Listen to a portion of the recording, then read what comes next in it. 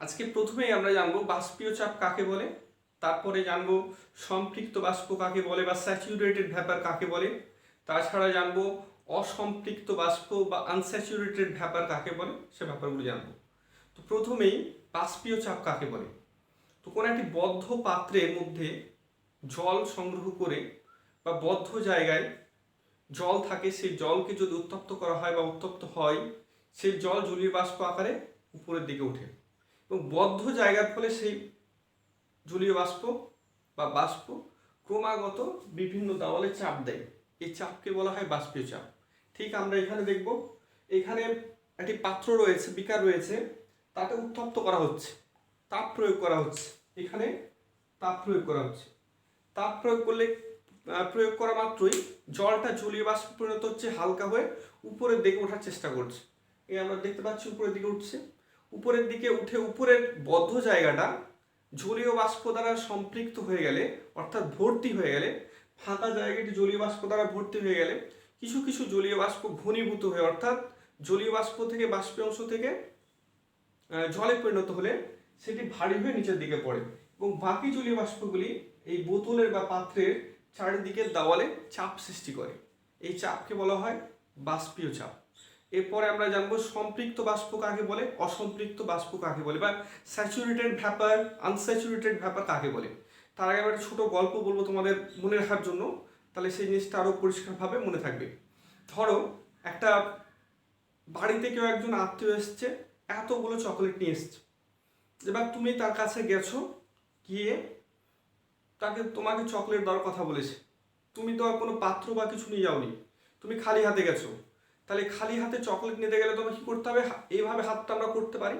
তাহলে আমাদের জায়গা কতটুকু, নির্দিষ্ট জায়গা আছে, তার বেশি আমরা এত চকলেট নিতে পারবো না, 2 হাত ভর্তি করে চকলেট নিতে পারবো। তাহলে আমাদের জায়গা কতটুকু, স্থান কতটুকু, এতটুকু।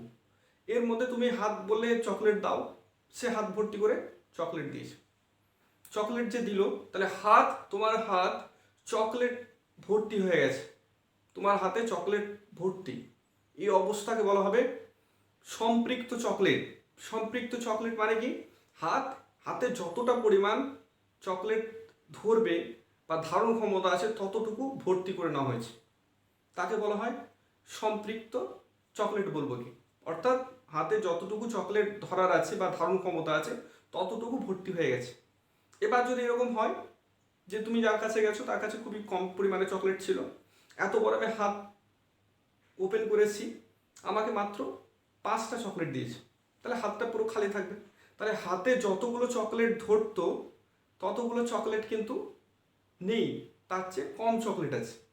তাহলে এইরকম যদি হয়, তাহলে এইটাকে আমরা কি বলবো, বিজ্ঞানের ভাষায় যদি এটাকে ব্যাখ্যা করতে যাই তাহলে হবে অসম্পৃক্ত চকলেট। তো এবার চকলেট না, আমরা এটা নিয়ে পড়বো কি নিয়ে, বাষ্প নিয়ে পড়বো। তাহলে হাতের জায়গাটা কি, এই যে আমরা হাতের কথা বললাম, হাতটা হলো নির্দিষ্ট বায়ু বা নির্দিষ্ট আয়তনের বায়ু, বোঝা গেছে। আর চকলেটে যে কথাটা বলছি, চকলেটটা হলো বাষ্প। এবার আমি সংজ্ঞাটা বলছি, সম্পৃক্ত বাষ্প কাকে বলে, প্রত্যেকে ঠিক কম্পেয়ার করে বোঝার চেষ্টা করবে। নির্দিষ্ট উষ্ণতায়, উষ্ণতাটা নির্দিষ্ট হতে হবে, নির্দিষ্ট উষ্ণতায় নির্দিষ্ট আয়তনের বায়ুর মধ্যে সর্বোচ্চ যে পরিমাণ জলীয় বাষ্প ধারণ ক্ষমতা আছে সে পরিমাণ জলীয় বাষ্প অবস্থান করলে তাকে বলা হয় সম্পৃক্ত বাষ্প। তাহলে এর সংজ্ঞাটা আমি আরেকবার রিপিট করছি, নির্দিষ্ট উষ্ণতায় নির্দিষ্ট আয়তনের বায়ুর মধ্যে সর্বোচ্চ যে পরিমাণ জলীয় বাষ্প ধারণ ক্ষমতা আছে সে পরিমাণ জলীয় বাষ্প ধারণ করলে তাকে বলা হয় সম্পৃক্ত বাষ্প বা স্যাচুরেটেড ভ্যাপার। স্যাচুরেটেড ভ্যাপারের উদাহরণ হওয়ার পর এবার আমরা যাব অসম্পৃক্ত বাষ্পর দিকে, বা আনস্যাচুরেটেড ভ্যাপার কাকে বলে। আনস্যাচুরেটেড ভ্যাপার আগে আমরা ঠিক এখানে যাব, এরকম একটা পাত্র রয়েছে। তো প্রথমে আমরা সংজ্ঞাটা বলি, সংজ্ঞাটা বলার পরে এক্সপ্লেন করব। নির্দিষ্ট উষ্ণতায় নির্দিষ্ট আয়তনের বায়ুর মধ্যে সর্বোচ্চ যে পরিমাণে জলীয় বাষ্প ধারণ করতে পারে, সেই বায়ু যে পরিমাণ জলীয় বাষ্প ধারণ করতে পারে তার চেয়ে কম জলীয় বাষ্প সে বায়ুর মধ্যে বা নির্দিষ্ট আয়তন বায়ুর মধ্যে থাকলে তাকে বলা হয় অসম্পৃক্ত বাষ্প।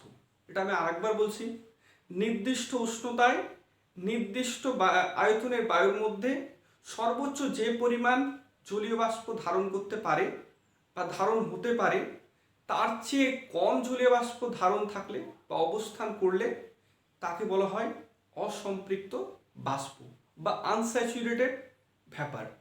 এরপর আমরা জানবো যে শিশিরাঙ্ক কাকে বলে।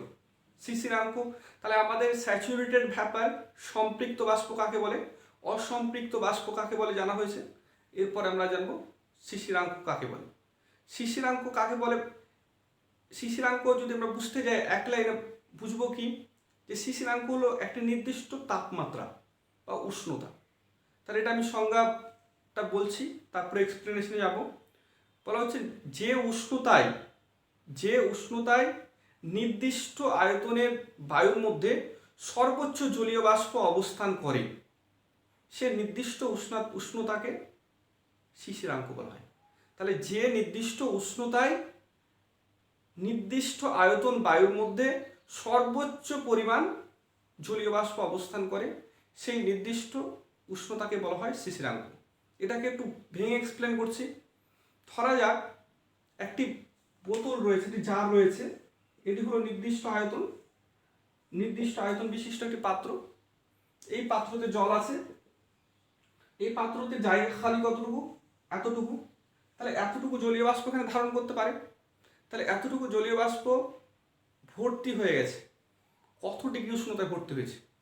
যত ডিগ্রি উষ্ণতায় ভর্তি হয়েছে, সম্পৃক্ত হয়েছে, ভর্তি হয়ে যাওয়া মানে সম্পৃক্ত হয়ে যাওয়া, যত ডিগ্রি বা কত ডিগ্রি উষ্ণতায় সম্পৃক্ত হলো সেই উষ্ণতাকে বলা হবে শিশিরাঙ্ক।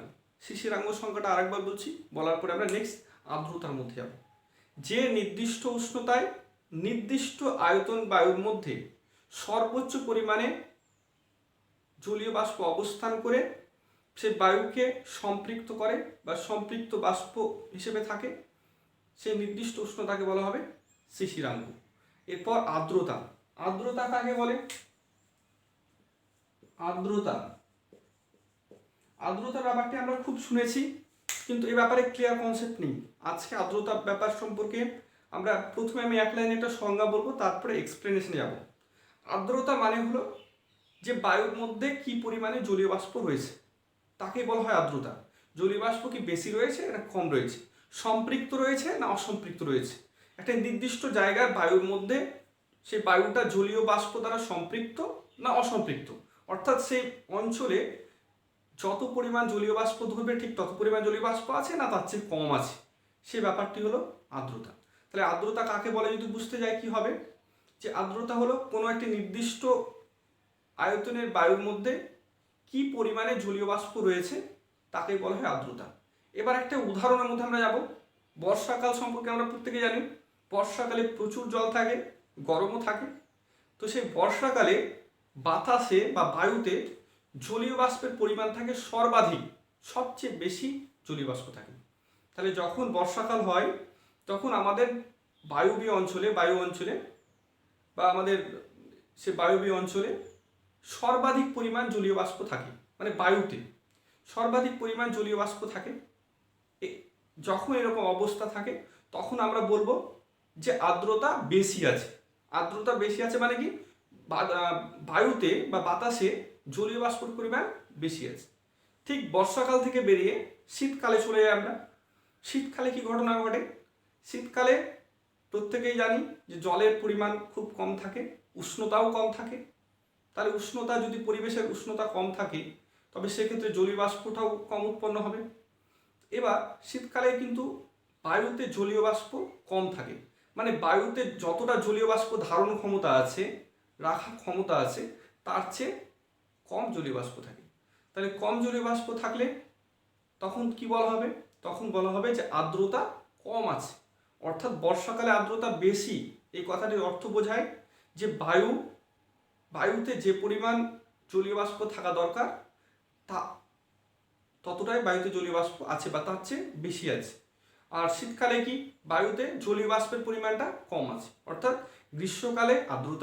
বর্ষাকালে আর্দ্রতা বেশি এবং শীতকালে আর্দ্রতা কম থাকে।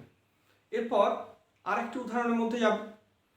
এটা প্র্যাকটিক্যাল কনসেপ্ট রয়েছে যে শীতকালে আমাদের ঠোঁট ফেটে যায়, হাত ফেটে যায়, জামা কাপড় তাড়াতাড়ি শুকিয়ে যায়, কেন? তার কারণ কি? কারণ হলো শীতকালে ঠোঁটে কেন ভেসলিন ব্যবহার করি আমরা? ঠোঁটে ভেসলিন ব্যবহার করার সুবিধে কি? এই টোটাল ব্যাপারটা সবগুলো মূল আর্দ্রতার সাথে সম্পর্কযুক্ত। সবগুলো উত্তর একটা আর্দ্রতার মধ্যে রয়েছে। এটা এক্সপ্লেন করে দিই। তো শীতকালে কি ঘটনা জানতে পারলাম আমরা? আর্দ্রতা কম থাকে, অর্থাৎ শীতকালে যত বায়ুর জলীয় বাষ্প ধারণ ক্ষমতা যত আছে তার চেয়ে অনেক জলীয় বাষ্প কম থাকে। তাহলে শীতকালে বায়ু ফাঁকা থাকে, জলীয় বাষ্পের মানে খুব কম থাকে, জলীয় বাষ্পের একটা ডিমান্ড থাকে, চাহিদা থাকে বায়ুর। তখন কি হয়? যেহেতু জলীয় বাষ্প ধারণ ক্ষমতার চেয়ে জলীয় বাষ্প কম থাকে, আমাদের শরীর থেকেও জলীয় বাষ্প জল শোষণ করে। অর্থাৎ আমাদের সবচেয়ে নরম অংশ হলো ঠোঁট বা হাতের অংশ বা পায়ের অংশ, সে সকল অংশ থেকে কিন্তু কোষ মধ্যস্থ বা কোষ থেকে, কোষের যে জলীয় অংশগুলো সেগুলো বাইরে বেরিয়ে এসে সে পরিবেশের মধ্যে জলীয় বাষ্প হিসেবে চলে যায়। তাহলে ঠোঁটের যেহেতু সবচেয়ে নরম অংশ, সেহেতু সেখান থেকে কিন্তু জলীয় বাষ্প, কোষীয় রস বা জলীয় অংশ বেরিয়ে গিয়ে বায়ুতে অংশগ্রহণ করে জলীয় বাষ্প হিসেবে। কেন? কারণ বায়ুতে জলীয় বাষ্পের পরিমাণ কম, আর্দ্রতা কম রয়েছে। এবার আমরা ভেসলিন ব্যবহার করি। কেন ভেসলিন ব্যবহার করি? ভেসলিন যদি ব্যবহার করা হয় তবে সেক্ষেত্রে ভেসলিনের ঘনত্ব অনেক বেশি। ঘনত্ব বেশি হওয়ার ফলে বাইরের অংশের ভেসলিন ব্যবহার করার ফলে ঠোঁট থেকে সে জলীয় অংশ কিন্তু সহজেই বেরিয়ে আসতে পারে না। ঘনত্ব বেশি থাকার জন্য সে বেরিয়ে আসতে পারে না এবং ঠোঁটও ফাটে না। তো এরকম কখনো আমরা দেখতে পাবো না যে গ্রীষ্মকালে বা বর্ষাকালে কারো ঠোঁট ফাটছে, ভেসলিন ব্যবহার করছে। এটা শীতকালেই হয়। শীতকালে হওয়ার কারণ এটাই, শীতকালে আর্দ্রতা অনেক কম থাকে, বাতাসে যত জলীয় বাষ্প প্রয়োজন তার চেয়ে অনেক কম জলীয় বাষ্প থাকে। শীতকালে জামা কাপড় শুকিয়ে যায় তাড়াতাড়ি, কেন? একই কারণ, কারণ বায়ুতে জলীয় বাষ্পের অনেক বেশি চাহিদা থাকে বা বায়ুর আর্দ্রতা যেহেতু কম, সেহেতু তাড়াতাড়ি বাইরের যে জলের অংশ, সেই জলটা জলীয় বাষ্প আকারে বায়ুতে অংশগ্রহণ করে। এই জন্য শীতকালে খুবই তাড়াতাড়ি জামা কাপড় শুকিয়ে যায়। আর শীতকালে আমাদের ঠোঁট বা পা ফাটে। ঠোঁট ফাটার জন্য, রোধ করার জন্য আমরা ভেসলিন ব্যবহার করি। কারণ ভেসলিনটা হলো তাপের পরিবাহী হবে, তৈলাংশ, এবং ঘনত্ব বেশি। তাহলে ঠোঁটের ভেতর থেকে জলীয় অংশটা সহজে বাইরে বেরিয়ে আসতে পারে না। এবার আমরা জানবো শিশির এবং কুয়াশা কাকে বলে বা শিশির কুয়াশা কেন হয়। তো শিশির কুয়াশা জানার আগে আমাদের জানতে হবে যে শীতকালে শিশির কুয়াশা কখন হয়। শিশির এবং কুয়াশা দুটোই শীতকালে হয়। কুয়াশা শরৎকালে যখন ঠিক ঠান্ডা ঠান্ডা আবহাওয়া চলে আসে তখনই শিশির বা কুয়াশা লক্ষ্য করা যায়। তো কেন হয় শিশির বা কুয়াশা, কোথা থেকে আসে, সে ব্যাপারটা আলোচনা করছি। তো এখানে একটা আমি চিত্র অঙ্কন করেছি। এখানে নিচে যে সোজা দাগ সেটাকে ভূপৃষ্ঠ দেখানো হয়েছে, মানে মাটি। এরপরে দেখো উপরে একটা ছোট করে ঘর ঘিরেছি, এইটুকু অংশ, এটাকে বলা হচ্ছে বায়ুমণ্ডলের প্রথম স্তর। এটা এই এলাকাটা হলো দ্বিতীয় স্তর এবং 3 নম্বর এলাকাটা হলো তৃতীয় স্তর। তাহলে খালি চোখে আমরা প্রত্যেকে দেখে বুঝতে পারছি যে এই জায়গাটাতে জলীয় বাষ্প যদি ভাবা হয়, এগুলো একটা ব্যাগ ধরা হয়, তাহলে কোনটা ব্যাগে বেশি জলীয় বাষ্প ধরবে? বড় যে 3 নাম্বার ধাপটা আছে, 3, 2 এবং 1, 3 নাম্বার ব্যাগ সবচেয়ে বেশি জলীয় বাষ্প ধরবে, 2 নম্বরে আরো কম ধরবে, 1 নম্বরে আরো কম ধরবে। আর শীতকালে ঘটনাটা কি ঘটে? শীতকালে প্রচণ্ড ঠান্ডা বা পরিবেশ ঠান্ডা হওয়ার জন্য ভূপৃষ্ঠ থেকে যে জলীয় বাষ্পগুলো উপরে জলীয় বাষ্প আকারে উপরে উঠে, সেগুলি খুবই তাড়াতাড়ি তাপ বর্জন করে। জলীয় বাষ্প মানে তাদের তাপ রয়েছে, তাপ বর্জন করে দেয়। যেহেতু ঠান্ডা পরিবেশ নিয়ে এইটুকু অংশের মধ্যে সব জলীয় বাষ্পগুলি অবস্থান করে, এর মধ্যে সে হালকা হয়ে যায়, ভারী হয় এবং ঠান্ডা হয়ে যায়, তার চেয়ে উপরে উঠতে পারে না।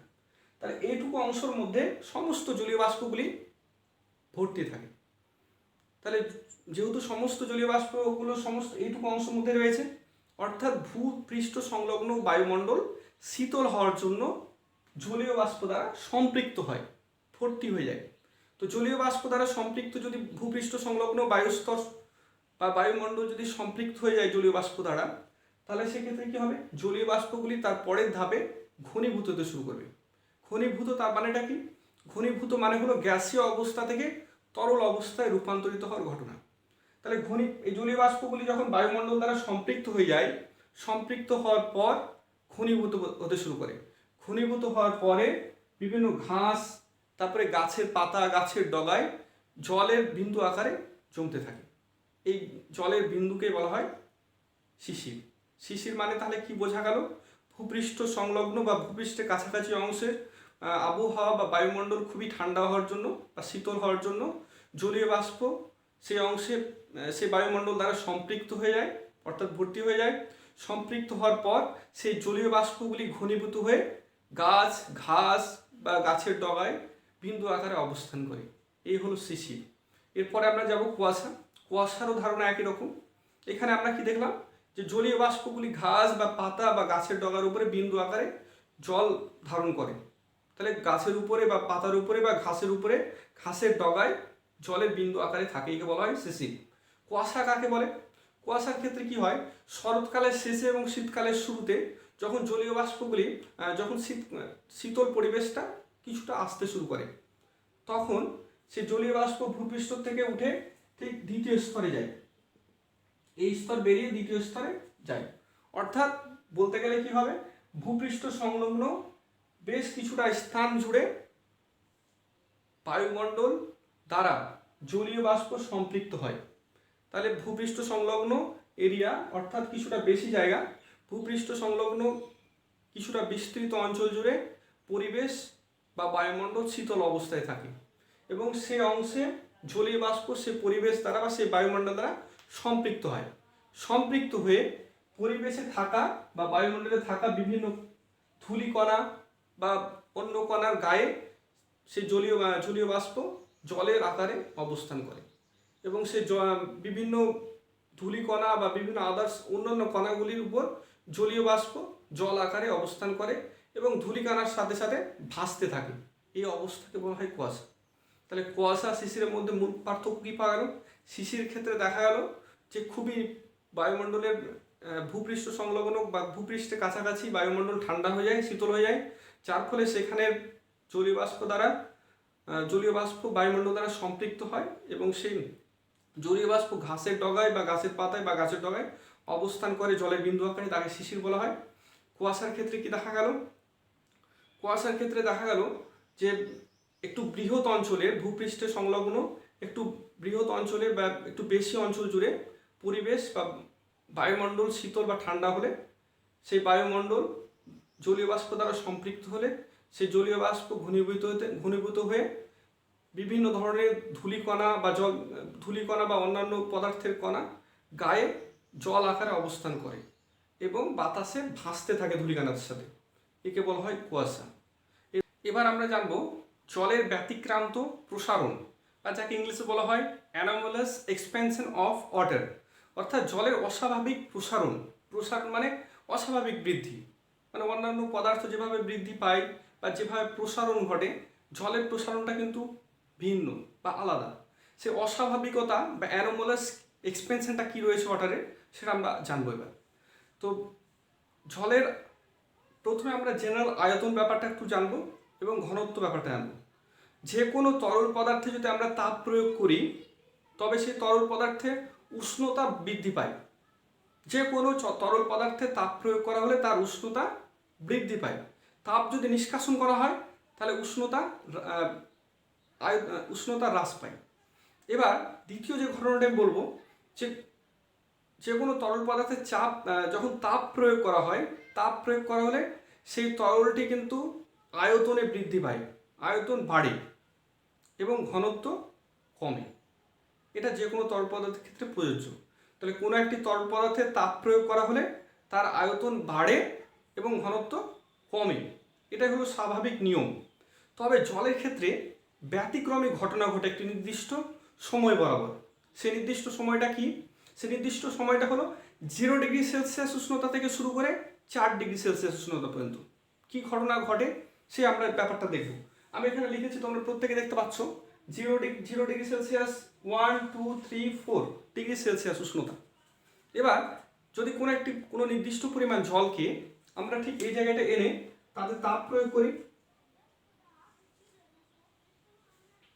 তার একটি আয়তন পাওয়া গেল, আয়তন ধরলাম 2 একক পাওয়া গেছে। দ্বিতীয় ক্ষেত্রে যখন 1 ডিগ্রি করা হবে আয়তন কিন্তু কমে যাবে, 1 হবে। তৃতীয় ক্ষেত্রে আরও যখন তাপ প্রয়োগ করব, 2 ডিগ্রি সেলসিয়াস তাপ প্রয়োগ করব, তখন আয়তনটা আরও কমবে। যখন 3 ডিগ্রি সেলসিয়াস উষ্ণতা প্রয়োগ করব তখন আয়তন আরও কমবে, এবং 4 ডিগ্রি সেলসিয়াস উষ্ণতা যখন আমরা প্রয়োগ করব তখন আয়তনটা সবচেয়ে কম হবে। অর্থাৎ কি বোঝা গেল, যে 0 ডিগ্রি সেলসিয়াস উষ্ণতার জলে, কোনো একটি জলে, নির্দিষ্ট আয়তনের জলে যদি তাপ প্রয়োগ করা হয় তো 0, 1, 2, 3, 4 এভাবে যত আমি তাপটা বাড়াবো আয়তন বাড়ার কথা, কিন্তু আয়তনটা কমবে। কথাটা সবার পরিষ্কার হয়েছে? তাহলে 0 ডিগ্রি সেলসিয়াস উষ্ণতায় যতটা আয়তন পেয়েছি, 1 ডিগ্রি সেলসিয়াসের 1 ডিগ্রি বাড়ানোর পরে, তাপমাত্রা 1 ডিগ্রি বাড়ানোর পরে তার কিন্তু আয়তন কমবে। 2 ডিগ্রি সেলসিয়াস তাপমাত্রা করার পরে তার আয়তনটা আরও কমবে। 3 ডিগ্রি সেলসিয়াস উষ্ণতায় করার পরে তার আয়তনটা আগের চেয়ে আরও কমবে, এবং 4 ডিগ্রি সেলসিয়াস উষ্ণতা যখন আমরা প্রয়োগ করব তখন তার আয়তনটা একবারে সবচেয়ে কম হবে, মিনিমাম হবে। তাহলে আয়তন কমলে ঘনত্ব বাড়ে না কমে? আয়তন করলে ঘনত্ব বাড়ে। আয়তন এবং ঘনত্বের মধ্যে ইনভার্স রিলেশন আছে, অর্থাৎ ব্যস্তানুপাতিক রিলেশন বা সম্পর্ক। তাহলে আয়তন যদি বাড়বে তাহলে সেক্ষেত্রে ঘনত্ব কমে, আর যখন আয়তন কমে তখন ঘনত্ব বাড়ে। তাহলে ঠিক এই জায়গাটা এসে আমি কী বলতে পারি, এই জায়গাটা 4 ডিগ্রি সেলসিয়াস উষ্ণতা জলের ক্ষেত্রে কী বলতে পারি, যে ভলিউম হলো সবচেয়ে কম, ভলিউম মানে আয়তন হলো সবচেয়ে কম, আর রো ঘনত্ব হলো সবচেয়ে বেশি। এবার অন্য পদার্থের কথা যদি ভাবতে যাই কি হতো, এখানে যদি আমি অন্য কোনো জল ছাড়া অন্য কোনো পদার্থ নিতাম, 1 ডিগ্রি দিতাম, তার তাপমাত্রা 1 ডিগ্রি সেলসিয়াস করতাম, তখন কিন্তু তার আয়তনটা বাড়তো। 2 ডিগ্রি সেলসিয়াস শূন্যতা করতাম, আর একটু আয়তন বাড়তো। আয়তন যত বাড়বে তত কিন্তু ঘনত্ব কমবে।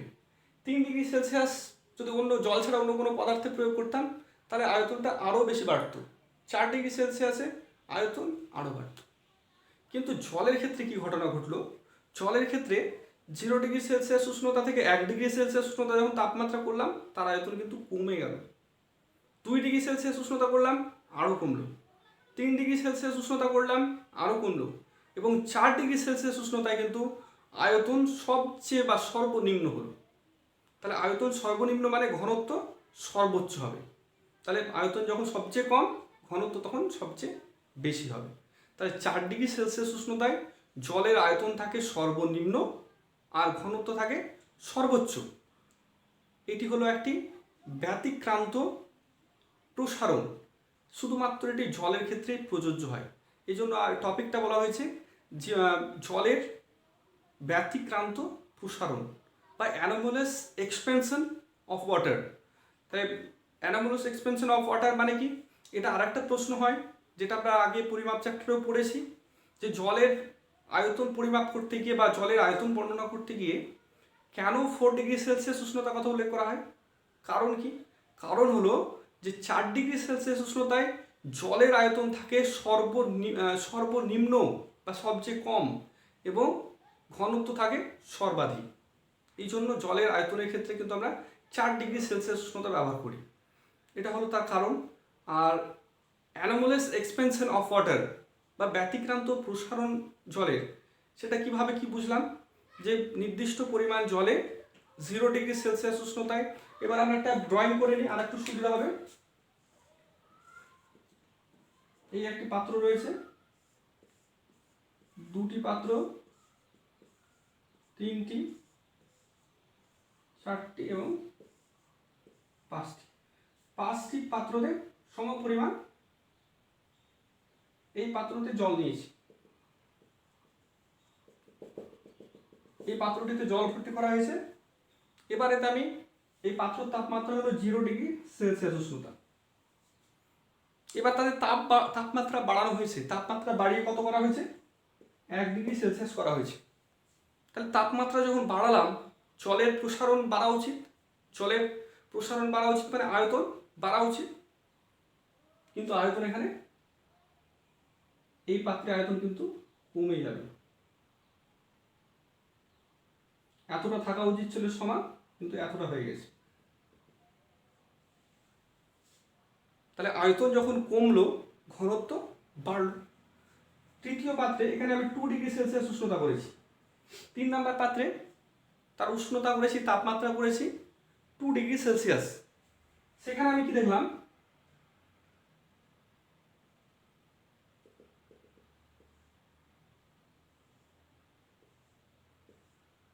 বদ্ধ পাত্র,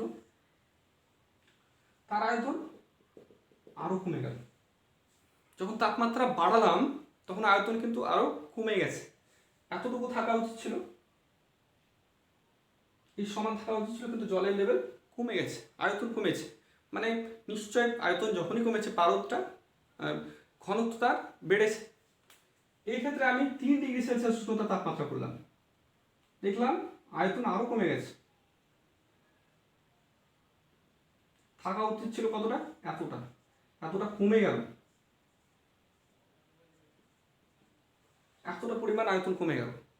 সে জল কিন্তু বাইরে কোথাও যায়নি, বদ্ধ পাত্র রয়েছে।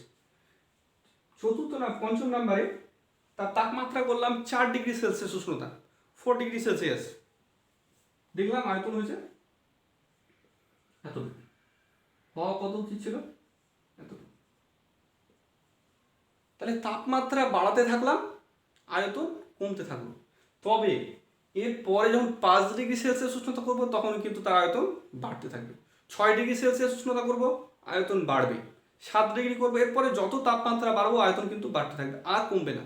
তাহলে এই 4 ডিগ্রি সেলসিয়াস উষ্ণতায় সর্বনিম্ন জলের আয়তন হয় এবং ঘনত্ব হয় সর্বোচ্চ। এটা হলো জলের ব্যতিক্রান্ত প্রসারণ বা অ্যানোমালাস এক্সপেনশন অফ ওয়াটার। তো এটি শুধুমাত্র 0 থেকে 4 ডিগ্রি সেলসিয়াস উষ্ণতার মধ্যেই লক্ষণীয়, তার বাইরে সাধারণ নিয়মেই চলে। অর্থাৎ 5 ডিগ্রি, 6 ডিগ্রি, 7 ডিগ্রি বলে যত তাপমাত্রা বাড়াবো জলের কিন্তু আয়তন বাড়তে থাকবে, ঘনত্ব কমতে থাকবে। আর সাধারণ পদার্থের মতোই সে ওইভাবে নিয়ম মেনে চলে। এবার আমরা আলোচনা করব যে শীত প্রধান দেশে, অর্থাৎ যেখানে প্রচণ্ড ঠান্ডা, 12 মাসই ঠান্ডা, সেখানে যে জলাশয়গুলো রয়েছে বা জলের অংশগুলো রয়েছে, সেখানে তো গোটা জলাশয়ের অংশ, জলাশয় বা সমুদ্র বা আরও অন্যান্য যে জলীয় অংশগুলো রয়েছে সবগুলো তো বরফ হয়ে যাওয়া উচিত। বরফ হয়ে গেলে জলটা যদি পুরোটাই বরফ হয়ে যায় তাহলে জলে যেসব প্রাণী বাঁচে তারা কি বেঁচে আছে না নেই, বা জলীয় কোনো প্রাণীর অস্তিত্ব আছে না নেই, এই ব্যাপারটি প্রশ্নটি আছে। তো সেখানে কি ঘটনা ঘটে, একটি সমুদ্র বা জলাশয় যেখানে শীত প্রধান দেশ, সেখানের জলাশয়গুলো কেমন থাকে সেই ব্যাপারটি আমরা আজকে আলোচনা করব। তাহলে এই যে একটু জলাশয় অংশ গেছি, ধরো একটি পাড়, পুকুর পাড় বা ঘাট, মাঝখানে জল আছে। তো এবার কি ঘটনা ঘটে, প্রথমেই তার উপরের অংশের তাপমাত্রা কমে,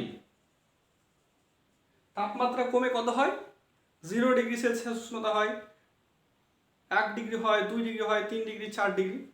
4 ডিগ্রি সেলসিয়াস উষ্ণতা যখন জলের থাকে, সেই জলটা কিন্তু 4 ডিগ্রি সেলসিয়াস উষ্ণতার জল সবচেয়ে যেহেতু ভারী, ভারী মানে ঘনত্ব বেশি, আয়তন কম। আমরা জানি যে যখন জল 4 ডিগ্রি সেলসিয়াস উষ্ণতায় থাকে তার আয়তন থাকে সর্বনিম্ন আর ঘনত্ব থাকে সর্বোচ্চ। যার ঘনত্ব বেশি তার ভরটাও বেশি হবে, স্বাভাবিক। এই 4 ডিগ্রি সেলসিয়াস উষ্ণতার জল নিচের দিকে চলে যায়। তাহলে উপরে যেহেতু 4 ডিগ্রি সেলসিয়াস উষ্ণতার জল রয়েছে, 4 ডিগ্রি সেলসিয়াস উষ্ণতার জলের ঘনত্ব সবচেয়ে বেশি হয়, ঘনত্ব বেশি হলে ভর বেশি হবে, জলটা নিচের দিকে নেমে যায়।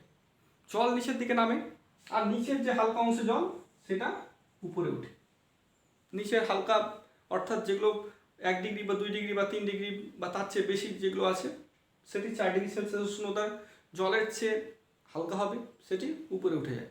উপরে উঠে আবার সেই ঠান্ডা পরিবেশের সংস্পর্শে এসে 4 ডিগ্রি সেলসিয়াস উষ্ণতা হয়, আবার সেটা নিচে নামে। এইভাবে রোটেট করতে থাকে, ঘুরতে থাকে।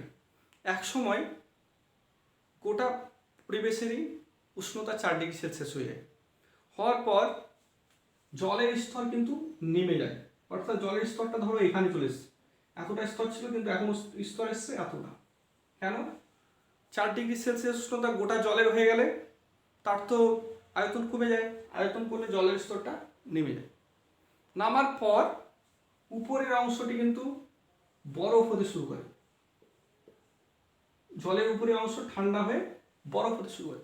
ঠান্ডা অংশ 4 ডিগ্রি হয়ে তার নিচে যাওয়ার রাস্তা নেই, কারণ নিচেও 4 ডিগ্রি সেলসিয়াস উষ্ণতা জল আছে, যার ঘনত্ব সর্বাধিক। এবার উপরের অংশ দীর্ঘ সময় থাকতে থাকতে সেটি বরফে পরিণত হয়, বরফে পরিণত হয়ে সেটি কিন্তু জলের উপরে ভাসতে থাকে। এবার জলের উপরে যেহেতু বরফ আছে সেহেতু কিন্তু বরফ তাপের কুপরিবাহী আমরা প্রত্যেকে জানি, তো সেক্ষেত্রে তাপের প্রবাহ আর ঘটে না, যার ফলে কি দেখা যায় যে এই স্তরটাতে থেকে যায় 0 ডিগ্রি সেলসিয়াস উষ্ণতা, এখানে থাকে 1 ডিগ্রি সেলসিয়াস উষ্ণতা, এখানে থাকে 2 ডিগ্রি সেলসিয়াস উষ্ণতা, এখানে থাকে 3 ডিগ্রি সেলসিয়াস উষ্ণতা এবং এইখানে থাকে 4 ডিগ্রি সেলসিয়াস উষ্ণতা। কেন হলো এরকম? জলের 4 ডিগ্রি সেলসিয়াস উষ্ণতায় জলের ঘনত্ব সর্বাধিক, সবচেয়ে বেশি নিচে আছে। 3 ডিগ্রি সেলসিয়াস উষ্ণতা ঘনত্ব 4 ডিগ্রির চেয়ে একটু কম হবে, সে একটু উপরে আছে। এবং 2 ডিগ্রি তার চেয়ে আর একটু কম ঘনত্ব হবে, ভারী কম হবে, তার একটু উপরে আছে। 1 ডিগ্রি এদের চেয়ে আর একটু কম ঘনত্ব হবে, ভারী হবে, উপরে আছে।